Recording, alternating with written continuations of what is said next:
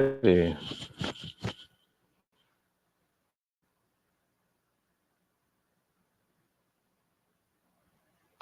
Well, hello, boys and girls. How is everybody doing today? As you can see, the Old West, I got out the Old West, Sid returned my hat, and now I'm in the glorious living room, even though I can't figure out what drink I had because things on me is disappearing left and right. But but this is my living room, my old wooden house. This is what happens when you solve cases, kids. Things can pay off. Go a little Chuck Norris. How's everybody doing today on this wonderful Sunday? If you're on the East Coast or certain areas, you'll know that the season is getting ready to start changing. It's going to be chilly. I don't mean chili food chilly. It's going to be chilly, and you got to warm up a bit. So maybe you can find yourself a snuggleable purple dinosaur or a dog with a creative imagination. Snuggle up and get ready. Well, I got a special guest on today, and I'm thrilled to have him on. And in 1 second, I will bring him about after this throwback commercial. This sink was cleaned by Albert's mother. She got all the tough, greasy stains she could see, and lots more she couldn't see, because they were way below the surface in teeny tiny cracks. Albert's mom used Comet with bleach-boosted chlorinol, which, unlike her old cleanser, penetrates tough grease better and bleaches way down deep. Next time, consider Comet, considering what happens in sinks. For dirt you see and dirt you don't. Comet for the deeper clean.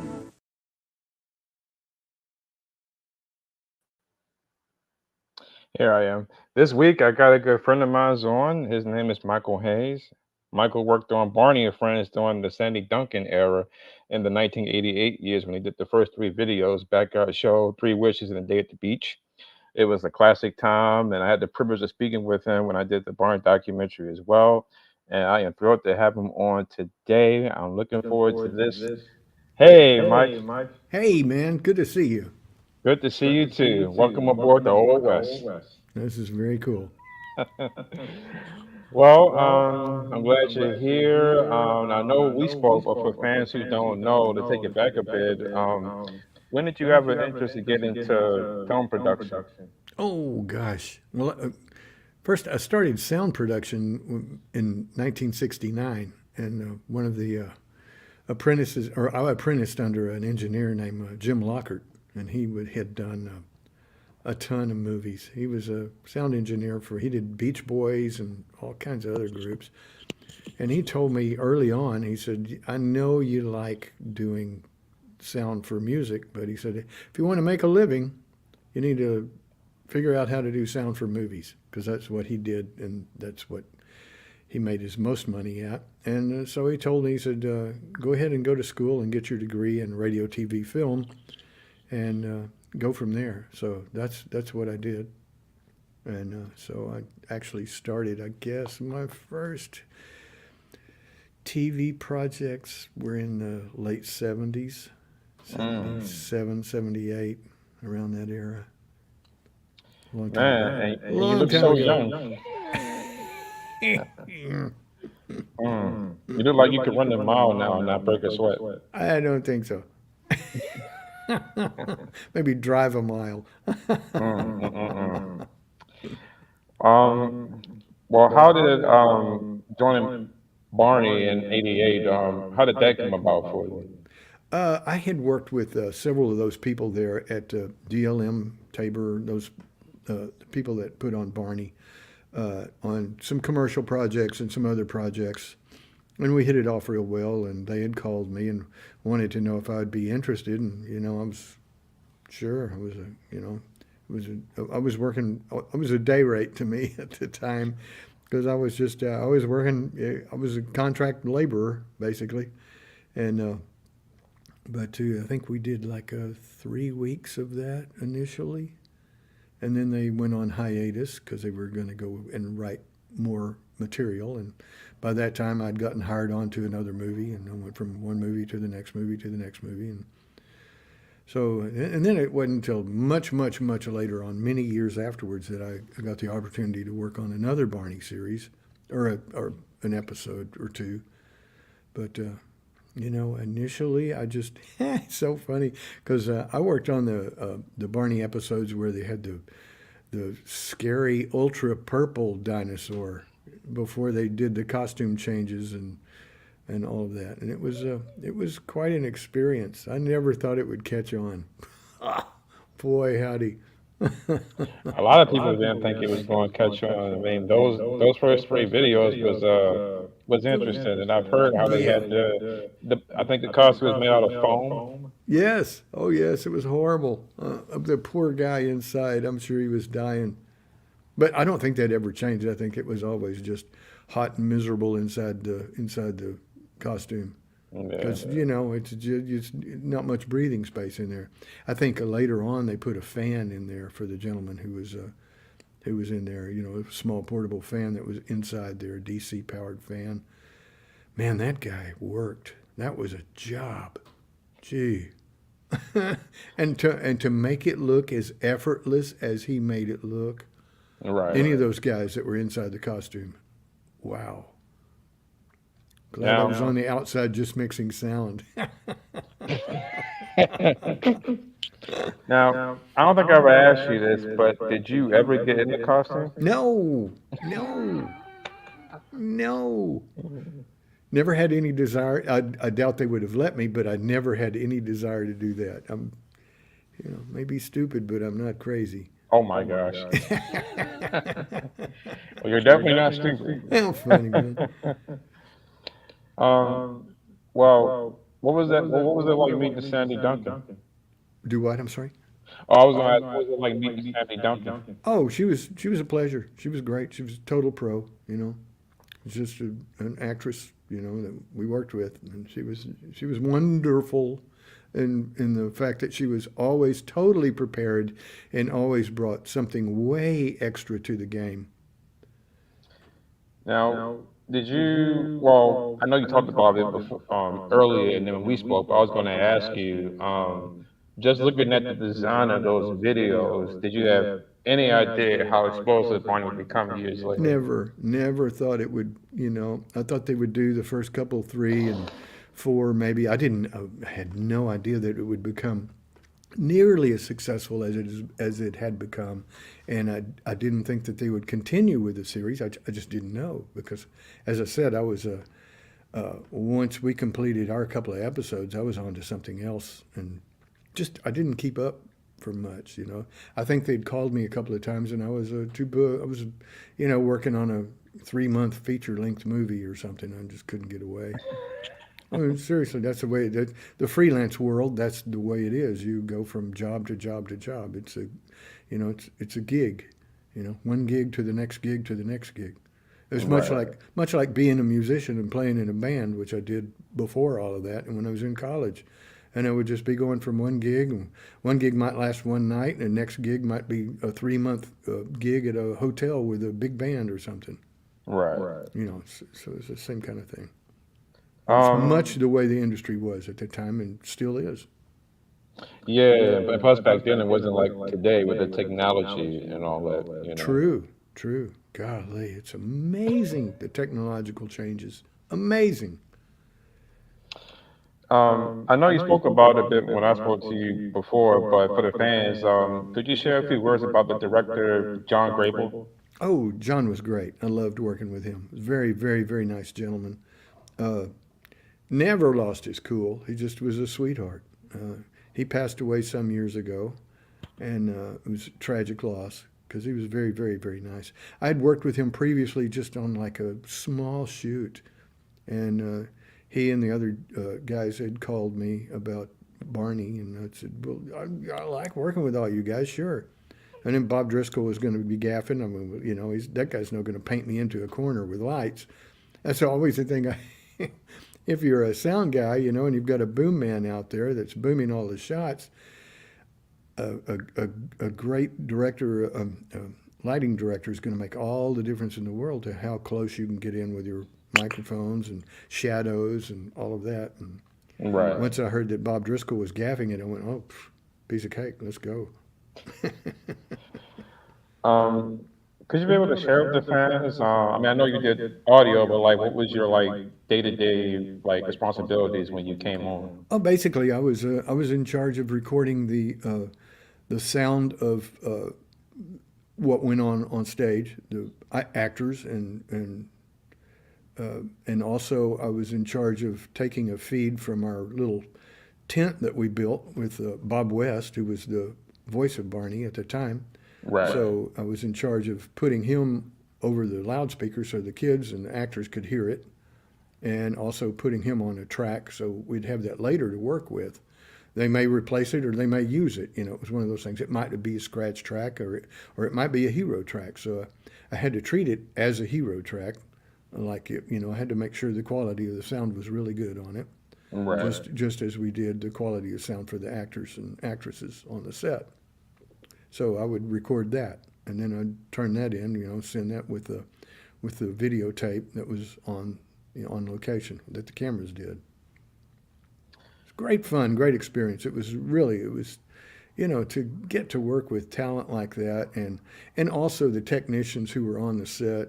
They were superb. I mean, I would come up and would go, how are we going to do this? And they go, no problem, we got that handled. Don't worry about it. We got it. Just do your job. We got it.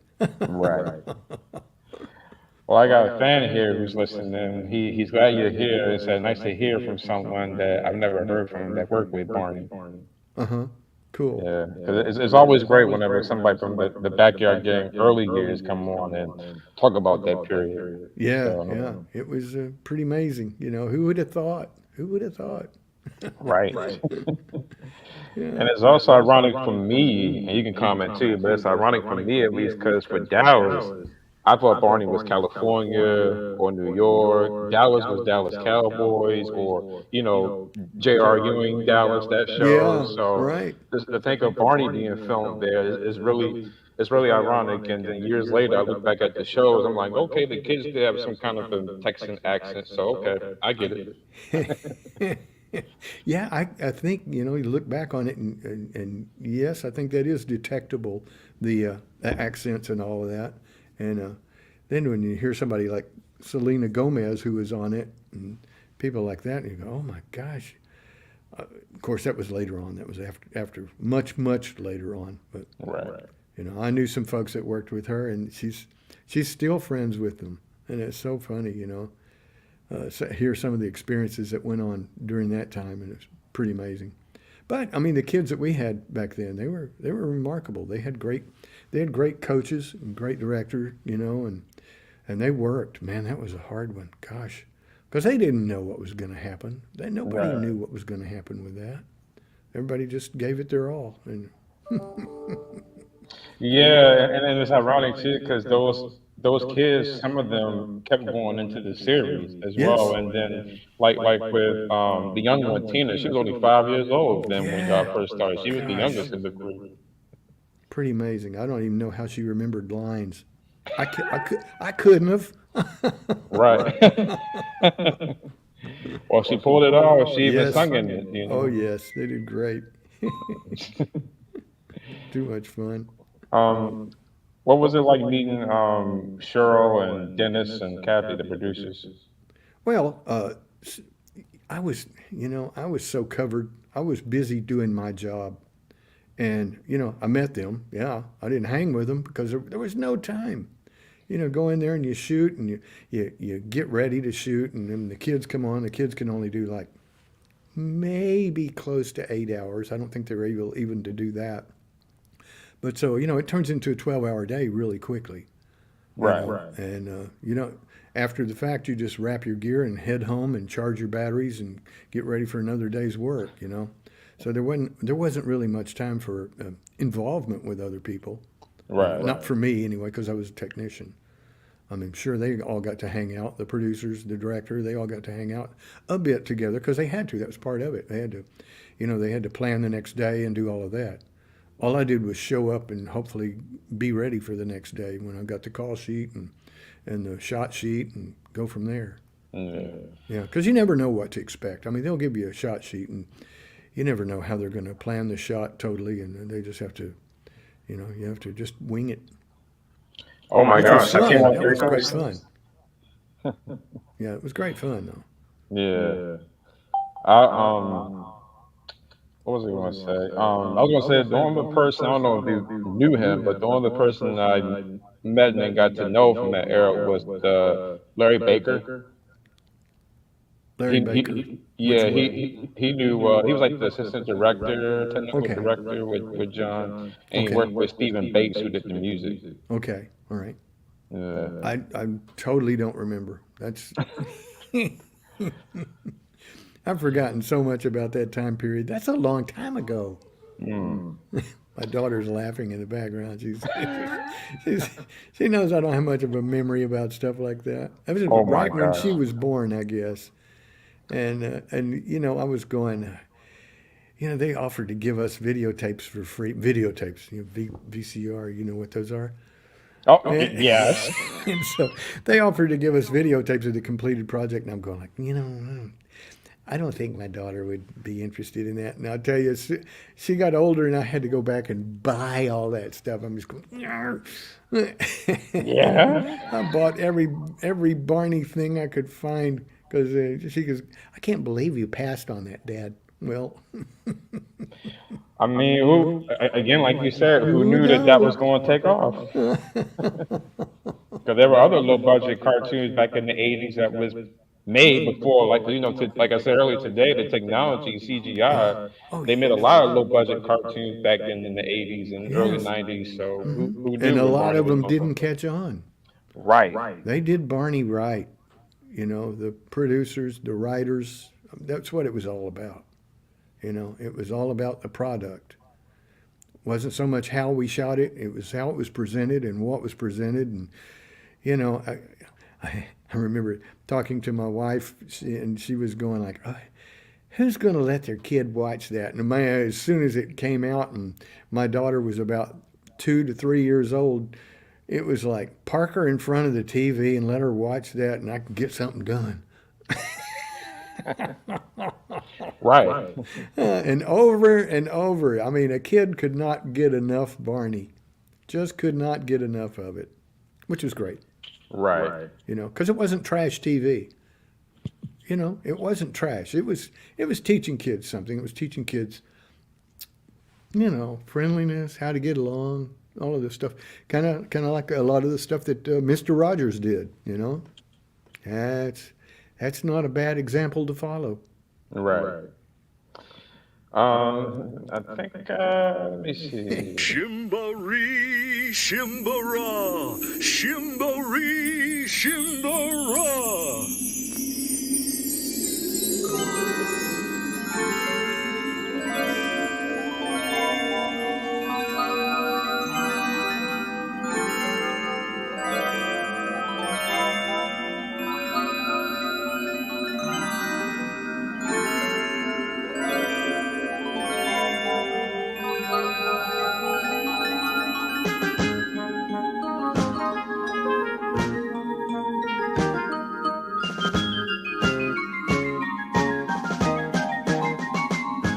A sailor went to sea to see what he could see. But all that he could see was the bottom of the deep blue sea. Too cute, but Mhm. classically enduring. Well, it's ironic. I mean, looking at that because that came from I think A Day at the Beach, Yes. the when they first met Barney in that video. So that scene in particularly, just that technology style of just the stars and them in the sky, and I just know, it's something. amazing, amazing, and the technology back then was just so. Yeah, you think about it, prehistoric, if you think about it, compared to what we've got now, Right. and it was expensive to do that. That was not cheap at the time. That was very expensive. And you look at it now, and a 6 year old could do it on their Mac at home. You know, Right. I mean, there's some things that I'm still learning a bit, and I know sure. computers. It's just Oh, it's it's amazing. ironic. It's amazing. But it takes getting to that point that we did to get to this point now where we are technologically so advanced with computers and CGI and all that. It's just amazing. It's Yeah. come a long, long way. And then we got another show that you was a part of. What's the story, Wishbone? What's this you're dreaming of? Such big imagination on such a little bug. What's the story, Wishbone? Do you think it's worth a look? It kinda seems familiar, like a story from a book. Shake a leg now, Wishbone. Let's wag another tail. Sniffing out adventure with Wishbone on the trail. Come on, Wishbone. What's the story, Wishbone? What's the story, Wishbone? What's the story, Wishbone? What's the story, Wishbone?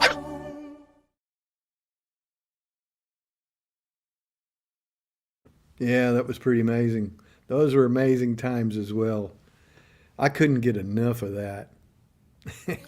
Wishbone, like Barney and Thomas and other shows, Wishbone was another show that was I thought was before its time. It was a Oh great yeah. show, Oh yeah. and you got this dog who's playing Hunchback, the Prince and the Pauper, where it was two of him, and just it was imaginary Totally. compared to today. I interviewed one of my high school teachers who told me now when kids learn, they use their phones. They don't use an actual book like we, including myself, Yes. we use. So to have a show like Wishbone do that, Yes. I it was learned all something. my classics from watching Wishbone. Yes, that's very.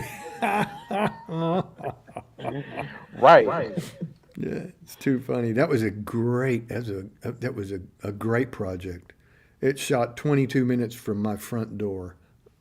I didn't have to drive too far, and it was wonderful. The writers, the producers, the actors, the talent on that was amazing.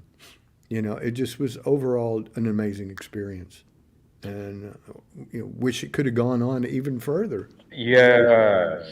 I found out it only did maybe 2 or 3 seasons. I'm like, Well, we what? It did should have. 52 episodes. Okay. So and then a long format film called Dog Days of the West, which was a lot of fun. That was the only one that was far away from home. That was shot in Santa Fe at a little western village there, where they shoot a lot of westerns, and that was great fun.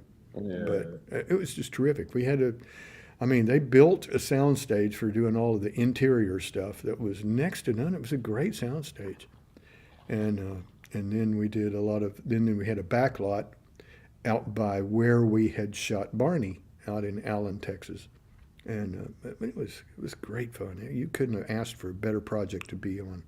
Right. It was like a big family, a big family. Well, classically trained actors. That was one of the coolest parts of that was the actors they were stage actors, and they were all classically trained actors. So they would do the flashback stuff, like Robin Hood and all that. And man, they just nailed that stuff, and they were so much fun to work with. Such Yeah. professionals. And the directors, we hopscotched directors. There were several directors that worked on that. All of them just terrific, and so it was a lot of fun. It was just great fun to work on. It was Yeah. hard. It was hard. I mean, we would do 12, 14, 16-hour days, because we'd shoot stuff when we'd shoot the kids out in 8 hours, and then we'd go up and do pickup shots, with all the stuff that either was just a dog or pickup shots that had the other actors that weren't kids, So we'd make a long day out of it, but man, we got a heck of a project out of it. It was a great product. Well, yeah, like I said, it was a great show for its time. Now, I will admit, as a kid, not Joe's mom, but the neighbor, Ellen, Wanda, Wanda, Ellen, Wanda. I'm sorry. Wanda. Uh-huh. I used to get mad at her, not really mad, but like whenever she would fuss at Wishbone, I'm like, hey, he's a dog. Why are Leave you him getting mad at alone. Right. She would always get mad at him. Anytime he was digging or doing something, I'm like, he's a dog. What are you He's a gonna do? dog. He's going to be in your garden. Leave him Right. alone. And the other thing I thought was cool, and I talked to shout out to Fred Holmes and Barry if you guys are watching this. Yes. I've spoken to them, but I told them it was funny how y'all came up with the title Pepper Peach, that pizza Uh-huh. shot. I'm like, who came up with that Pepper Peach? Hmm. Oh, it was too much fun, man. I mean, the writers were extraordinary on there. The actors were wonderful. Wanda was one of the most colorful people I've ever met in my life. You know, she just was hilarious. And I saw her here a while back. We did an interview with her, and she hasn't changed a nickel's worth. I mean, she is still just wonderful and hilarious. Yes, and I've seen her, and I don't know which movie it was, but I know her and the actress that played Joe's mom. I know they've done work before Uh-huh. and after Wishbone. And actually, I saw Ellen, Joe's mom. I seen her in Walker. She did an episode of Walker Texas Yes, Ranger. right, I was like, right. hey, there's Joe's mom in Walker, which is another classic favorite show of mine, Walker. Of course, yeah. Another Dallas fave. Hmm. That kept a lot of people off the streets, let me tell you. Yes. And it's amazing, not to go off topic, but I was going to say Chuck Norris, the one thing about him I thought was great was he did a lot of his own stunts, all them karate Uh-huh. stuff that he did. I Yeah. was like, Yeah. he do a lot of stunts. He did his own. Yes. Oh yeah. Yeah. And knew him better than anybody. Yeah. I worked a couple of days on second unit stuff with Chuck, and I've worked a couple of shoots with Chuck before. So he was a great guy. Great guy. Just nice, friendly, cool guy. Yeah, he still even at his age now, he still look good and in shape. Yeah. So it's like, Yeah. So I've jokingly said if I want to try to find that black hat he always wear, the hat and the boots. There's magic there. There you go. Um, well, what have you been doing since Barney and Wishbone lately? Well, let's see. I did a bunch of since Barney and Wishbone. I did a lot of oh gosh, uh, music documentaries and a couple of movies. And now I'm retired, so I have a little recording studio. So I do a lot of uh, recording music, jazz mainly and stuff, things of that sort. And I was playing in a band for a while, so I enjoyed that. Always enjoyed doing that. So till my next gig, and I'm unemployed. I'm sitting here at home with my daughter, Oh loving my it. gosh. Well, maybe you're painting. 'Cause I like that painting you got behind you. Oh, it's a Chinese Xi Ching. You know, it's a seriograph. It's like 200 different overlays. Hmm. It's amazing. Yeah, I'm looking at it. They got like almost 200 different patterns Oh, it's going incredible. on. You It's see it really close up. cool. It's amazing. I love art mainly because I'm so artistically inept. I do good to sign my name right. I mean, I can't. I have a lot of respect for people that can do that. Like Barry Phillips, the designer, can do all that amazing stuff. And art department, all of those art department guys, they just act like it's nothing. Right. Man, I can destroy a coloring book, man. I'm telling you. Oh my gosh. Mike, this is a new question I've asked people since I'm starting this brand new podcast show, and I'm going to ask you. I mean, Okay. you've done so much with Barney and Wishbone and other things, but was there ever a time in your career doing what you did were you ever nervous or worried about what you were doing or an assignment you Every was asked to day, do? every day. Anytime you show up on location, if you're not nervous about what you're doing, you're in the wrong place. Seriously, you got to be so pumped and ready to, because it's not cut and dried. You don't go there and they go and know full ahead of time what what kind of problems are going to come up, and they do.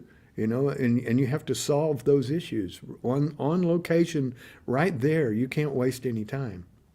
So from that standpoint, yeah, if you show up and you don't have butterflies in your stomach, you're in the wrong job. Right. Well, But that's the cool challenge of it because filmmakers are problem solvers. right. Well, on the show all the way around, even with Barney, because that was new in 1988. So Yes. Cheryl and all of them and you, I mean, I'm sure you guys were nervous putting that together, making certain that was going to work. Because from what I heard, y'all didn't film the episodes in order, and Sandy wasn't around the whole entire time y'all was filming. Correct. Yes. Yeah. Yeah. Because you don't shoot it all in order of the way it's going to be edited. You shoot bits and pieces, and that's where you have good continuity, good director, good script supervisor, and make sure that everything works Right. like as it should.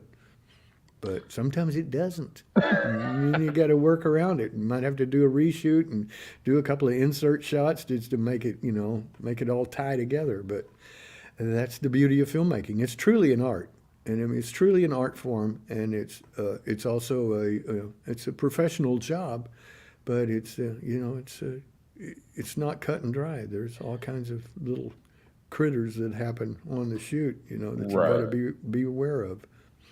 But it's fun. I wouldn't have traded my last 50 years for anything.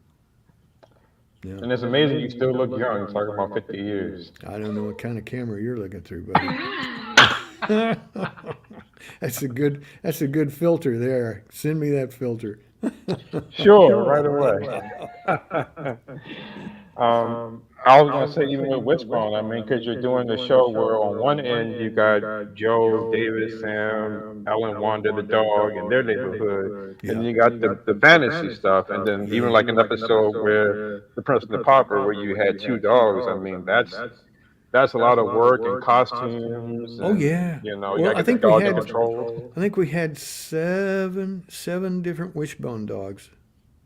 That would because, you know, soccer, the hero Wishbone dog. There were certain things that he wouldn't do. Like stunts. He didn't do stunts. He'd be in his trailer. So we had another dog that would do stunts. That would just jump anywhere you want to do, jump from here to there, and it was pretty amazing. The animal trainers on that were spot on. I mean, we hardly had to do anything over again because the dog missed his mark. Well, the dog was more professional talent than most of our professional talent was. I mean, that was just magical. Yeah, but the trainers were just amazing. And we interviewed one here a while back with Brian, one of the trainers, for the Wishbone documentary. And he's still just loves working with dogs and animals, and he's just tears it up, man. He's a great guy. But just seeing those guys work on day one, I was going to go, oh, because I had my misgivings on that shoot. I'm going, let's see. We're working with kids and dogs. What can go wrong? Let's put a cat into the equation, We didn't have any cats on that. Thank goodness. Right. We had no cats to herd. But at day one, I mean, I was like, at the end of the day, I went, well, this is going to be all right. It's going to be okay. But, I'm telling you, I had my misgivings before that. And well, like you, many fans, I wish it would have, Wishbone would have kept going. 'Cause I felt like I it had know. good potential that could have, even into the 2000s. 'Cause I know it came on like in 94, 95, in Yeah, the we mid were through 90s. shooting 94, 95, and then 97. And then we were shooting at near the end of 97. But yeah, my daughter, I can't talk to anybody that I know that's ever seen it that hasn't said, man, I wish it was still on, because who knows what they would have done. My goodness. Right. What classics they would have tackled. But that, I can't imagine the writers. That was an amazing feat to tackle that stuff and to do the juxtaposition that they did, in modern life versus old time stuff. That was just remarkable. Great writers. Yeah. The only other thing I was going to ask about Wishbone was, did you have any memories of meeting the producer, Rick? Oh, I love Rick. Yeah, Rick's a dear friend of mine. We'd worked together before Wishbone and back in the 80s, 86, 87, on a series called Oak Street Chronicles, which was kids programming, They just, I don't know why they didn't continue that, but I got to tell you that it didn't hold a candle to Wishbone because Right. Wishbone was phenomenal. Oak Street Chronicles was pretty cool, but that's where I had met Rick Duffield, and I'd also worked with Bert Guthrie on that, the DP from Wishbone, and we just had, we hit it off great. Rick's a wonderful, wonderful person, just a wonderful. So I mean, and he. To go out on a limb and do something like Wishbone the way he did was just, wow, what a spine. Because you never know. I mean, from day one on that thing, yeah, you certainly want it to continue and want it to happen, but it's a gutsy move to tackle something like that. But he did it. Well, if Wishbone had continued, the only thing I also wanted to see along with more stories and adventures was y'all had a good thing going with the kids, Sam, Joe, and David and their Yes. friendship. Yes. But then y'all also had Demont, who was kind of the bully, bad guy on the Yeah. show. And it looked like the character was kind of warming up a little bit in the last season episodes of the show because they went into his background a bit. So I would have loved to have seen where that character would have went to as far as blending with the main three core characters. Yeah, spun a spin-off or something like that. Well, Yeah. Demont, the kid that played Demont is Rick Duffield's son. Oh, Oh, and right now, in real life, right now, he lives right across the street from Burt Guthrie, who was the DP on that. They see each other every day, and Demont is a high school basketball coach. And quite what? successful basketball coach. He does really well. Yeah. I Mike had no Haines. idea. Yeah. Yeah, you should interview him sometime.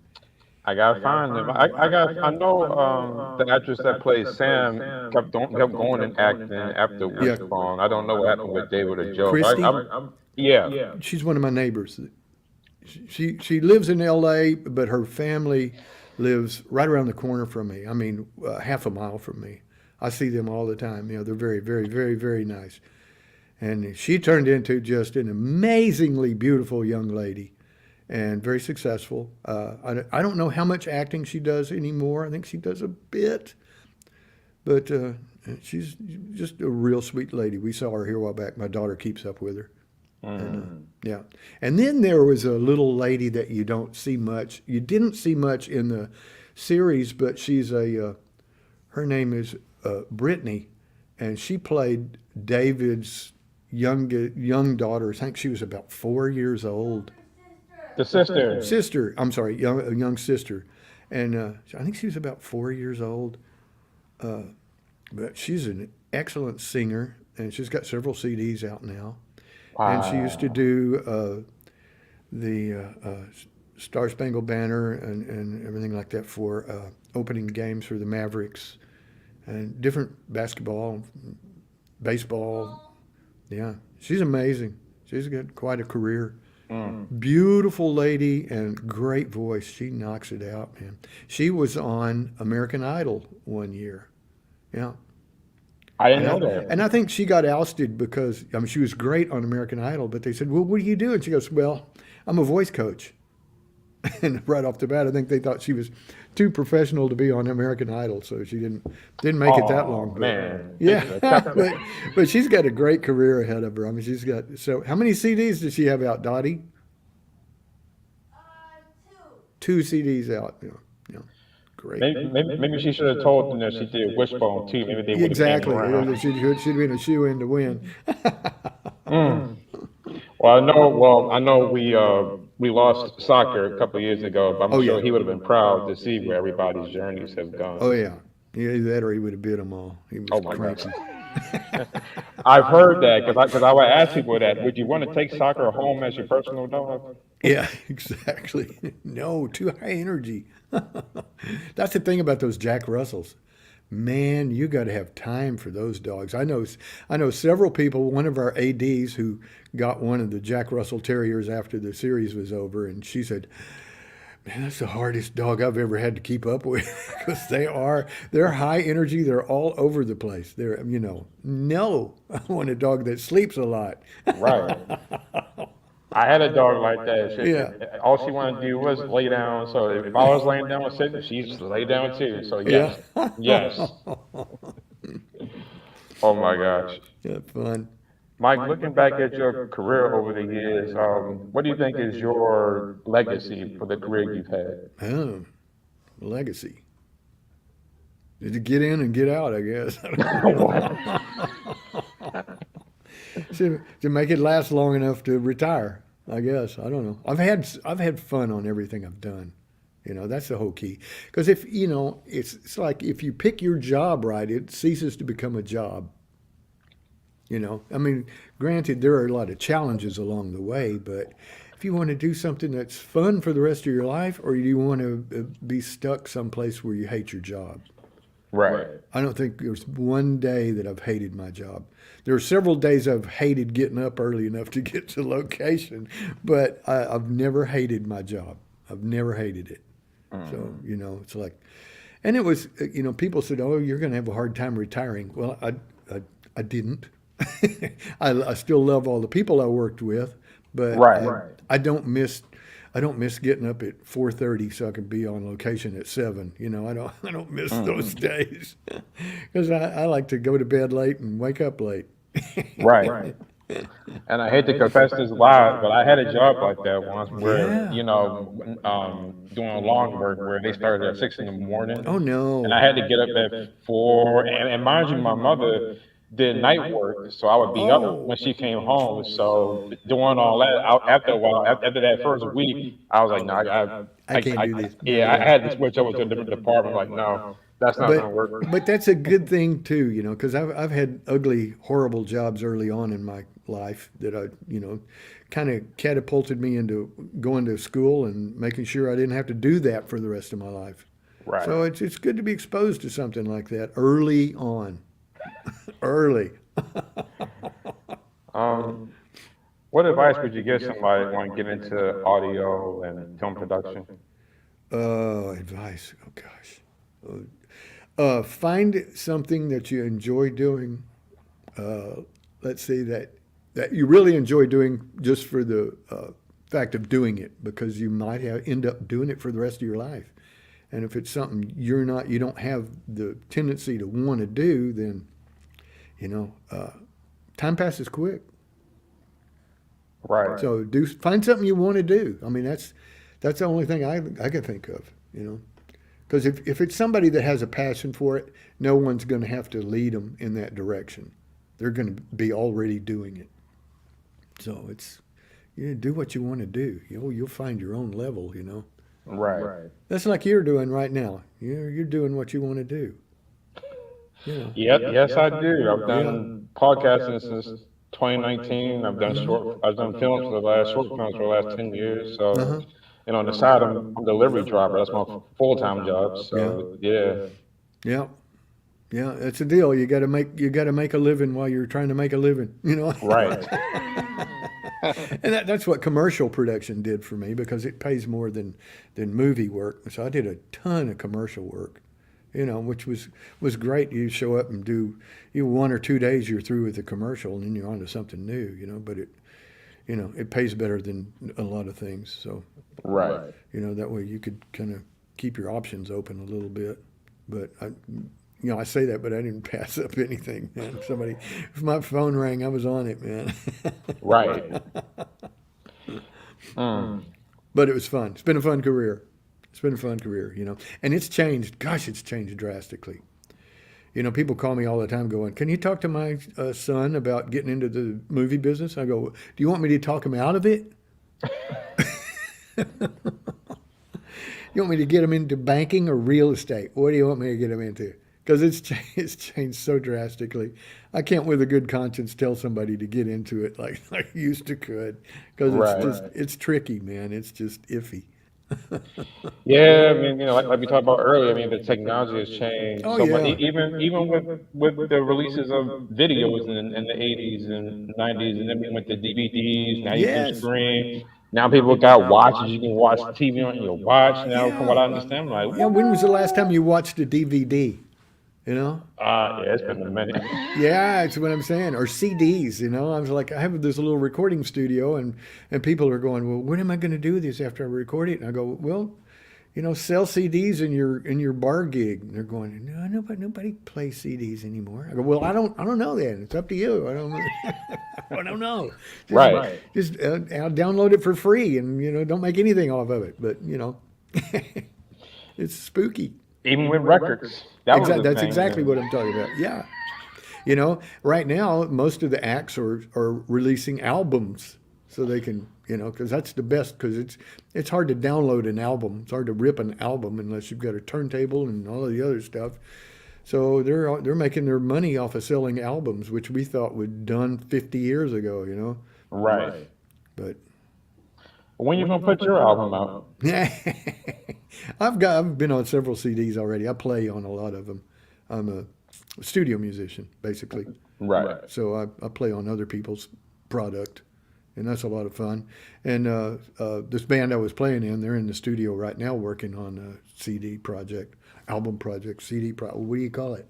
A download project. I don't know what you call it nowadays, but it's always fun. I just enjoy playing. That's what I'm wanting to do more of now that I'm retired. Right. Play. Yeah, a lot of fun. I popped up again twice. That's right. And I've still got a couple of documentaries that a friend of mine and I are working on, but as you well know, documentaries take time. Yes, I do. So I haven't sold all my movie making sound equipment yet. I'm still keeping some of it so I can do some documentary stuff, you know. Does your daughter have an interest in getting the film business? Well, she's a DJ. She went to broadcast school for a while, and now she's a DJ. She DJs parties and stuff.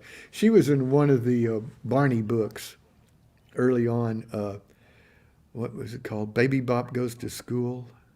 Okay. Yeah, she had a I picture had of that her book. in that. You have that pic? You have her? I used to have that. I had that book. I used to collect all the Barney books. She's in that book. But so she did. She did broadcast school for a year and decided that rather than work at a radio station, which she also did for a while, she wanted to just DJ parties. So she does that. She DJs private parties and parties for people with disabilities and stuff like that. She loves that. And I'm her roadie. I'm her roadie. I go up and set up her sound system and tear it down and do all that stuff. Well, let me see if I can do this in one take. Yo, yo, yo. Yeah, We are on the exactly. mic with Michael Haines. He did Whispering and Barney back in the day. He is here today talking about his career, and luckily he's here today with no fears. That was good. My daughter would be proud of you. And I improvised that whole thing. That was That was not good, planned. man. Well, I gotta, I gotta play our favorite song.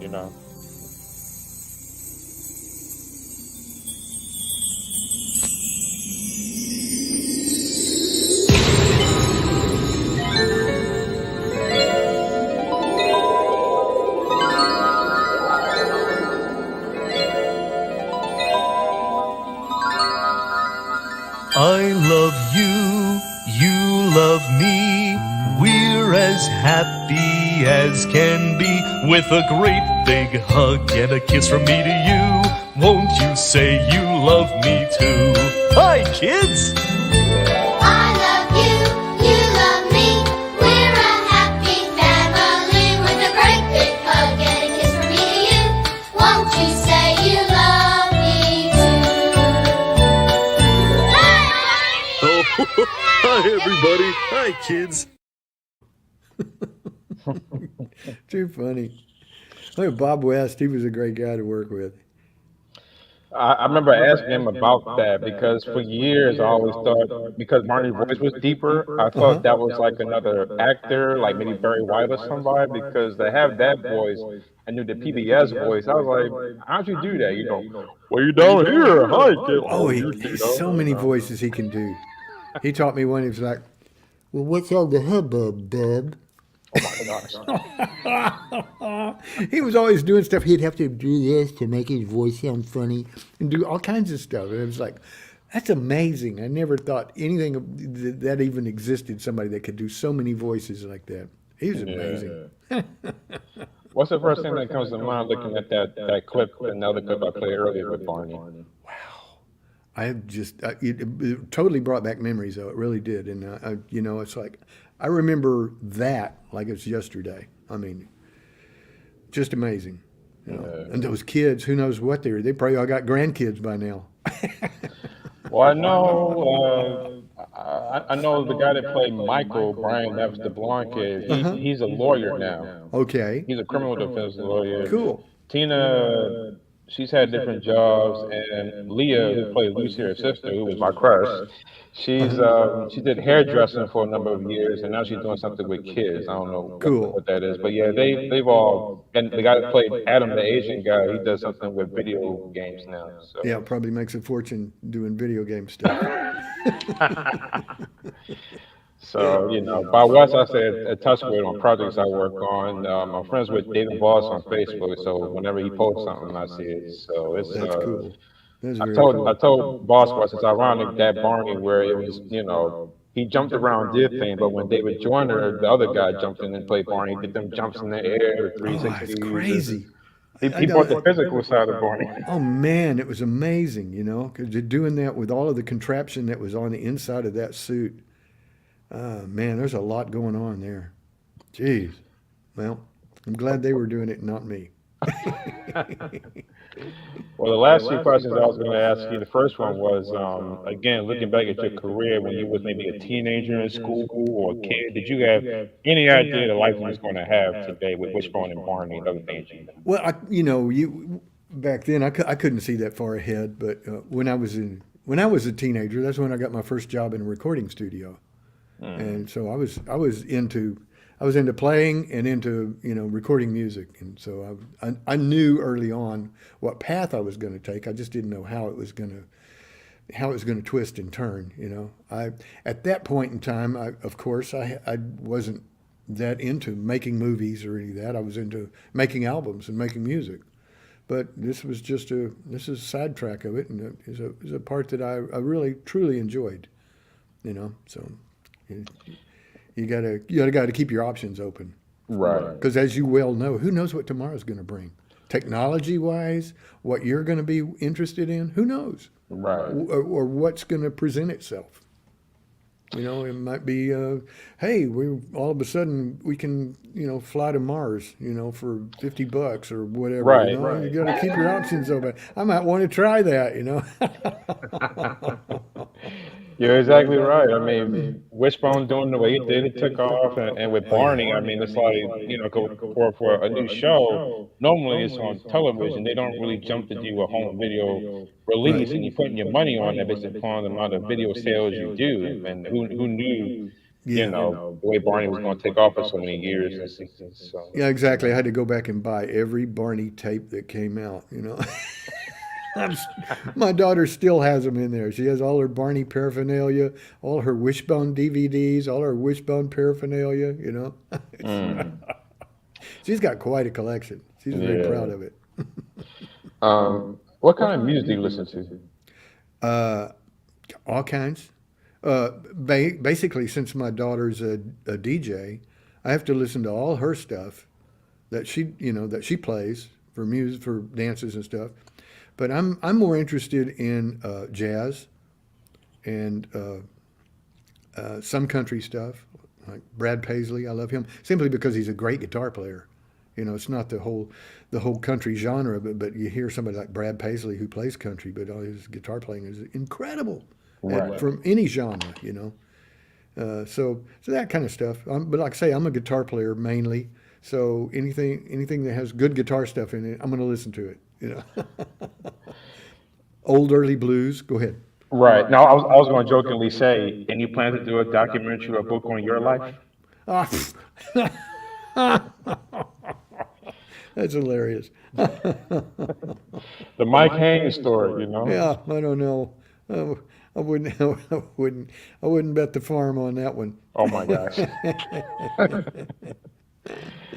A fan just reminded me, I forgot to ask you. I think you mentioned you did one production for Barney years later. I was going to ask, Yeah, we were at the zoo. right. Barney, a day at the zoo or something like that. Okay. I was going to ask, what was that like going back to Barney after so many years It had changed. later? I was totally amazed, but I was really amazed in the fact that I saw a bunch of the same people that I'd worked on the early stuff with. They were there, and then just the change in technology from the early times to the time that we did that one with our location sound recording stuff, and it was pretty amazing. But it was fun. But it was It was a smaller crew. I mean, we actually had a very small crew to be out in the zoo, roaming around in the zoo when it was, 99 degrees out shooting. And I was going like, that poor guy in the Barney suit. I don't know how he does it. Yeah. Well, I'm not leaving like last time when we spoke one on one. Like last time, I'm just going to zoom in on you. Is there a message you want to say to the fans of Barney and Wishbone? Oh, message. I'm glad you were able to enjoy it. It was they were both phenomenal pieces to work on, and I think they were really amazing pieces for children to be able to view. Children and adults. I mean, adults that say like, "Oh, Barney, I don't know, it's kind of stupid." Well, you're not supposed to be watching it. Number one, it's for your kid. But Wishbone, you could. That's an adult adventure as well. And the fact that we did that so early on, and the technology was so limited, I just think it's phenomenal, phenomenal the way it turned out. And I just wish there were more pieces and more projects to come down the pike like that. Yeah. There may be. Who knows? I hope there are. Well, I mean, I don't know if you were able to say anything or not about it, but I know myself and fans look forward to see this documentary on Wishbone and how that turns out. Because, like I said, it touched, like Barney, it touched many children's lives. I know it didn't go Oh, on yeah. long, but I would love to see how that, like, how it started from an idea and the stories, and Oh, yeah. maybe we'll see how you look back then if you're in it. I looked kind of like that picture that you were showing earlier of me, but I had a mustache, so I was kind of. If you ever get a chance to interview Rick Duffield, you should do that because he's got some great stories. I will. Well, I'm on that money train to get some different guests on, and guests I didn't have on my old podcast show. So Yeah. hopefully I get some more people from Cool. Wishbone because it was a great show and the memories. And I can't think of her name, but it was a actress, Rebecca or Jasmine, who did the imaginary side of the Wishbone show. But she was gorgeous and hot. It was I think she was a redhead. I can't remember her name, that actress, but she was gorgeous in everything she did on that show. Well, we had some amazing actors in that. It was great. Yeah. Well, Mike, I'm glad you was able to come by my podcast today. I know the fans are excited, and they're always happy when a guest from the Sandy Duncan early years come on my show because that was the classic early years, and Wishbone was phenomenal. So Well, I wish I had more to share about that time period, but it was just like I say, if you were out there on set working, you had your head in it, and that was it, and there was very little icing on the cake for you. It was a gig, it was work, and we had to put our big hats on and go for it. But it was great fun. It was great fun, and thank you for including me in this. Really, thank you. oh, no problem, most definitely. I'm very happy that you're doing this. No problem. I'm excited about this, and I'll say it now. I know some people know about it. I don't know if matter of fact, I'll wait. I'll tell you backstage when we're not live. The fans don't know about it just yet. But what was I going to say? Did you live near the studio when y'all was doing Barney and Wishbone? Did you live near both studios? Yes, 20 minutes. Okay. Basically 20 minutes from my front door to that front door, which was that's Okay. amazing. As when I was in LA for a while, anytime I would go work at another recording studio in LA, it was an hour to 2 hours to get there, and then at the middle of the day I'd have to go work at another recording studio, and it'd be 2 hours to get to there, and I was in traffic. Just so. So 20 minutes, and then as I say, most of the other movies that I'd work on, it'd be like, okay, your call is 6 a.m. in West Weatherford, which is, an hour and a half drive, and so to sew something up that was going to be 20 minutes from my front door, that's half the battle right there, man. Right. You ain't got to deal with all that traffic. Exactly, yeah. And I don't have to get up so early. Right. Oh my gosh. Well, Michael, thank you for coming aboard today. Don't leave yet. I'm going to talk to you for a minute Cool. backstage, so I'm going to sign you off, and I'm going to sign the show off, and I'll be back with you. Thank you, Matt. No problem. Well, guys, thank you for tuning in today. It was a great blessing having my good friend Michael Wong, who worked on both Barney and Wishbone. Keep using your imagination, kids. That's the best I can get to Barney's voice. Thank you. Join me again in 2 weeks. This week I'm going to enjoy my vacation. I'm on vacation from work, so in two weeks on the weekend I'll have another guest on, and we'll take it from there. So until then, enjoy your day. Stay blessed. Go have fun with a dog or a dinosaur. Shake some tails in the old west, and stay blessed. God bless you guys. Thank you.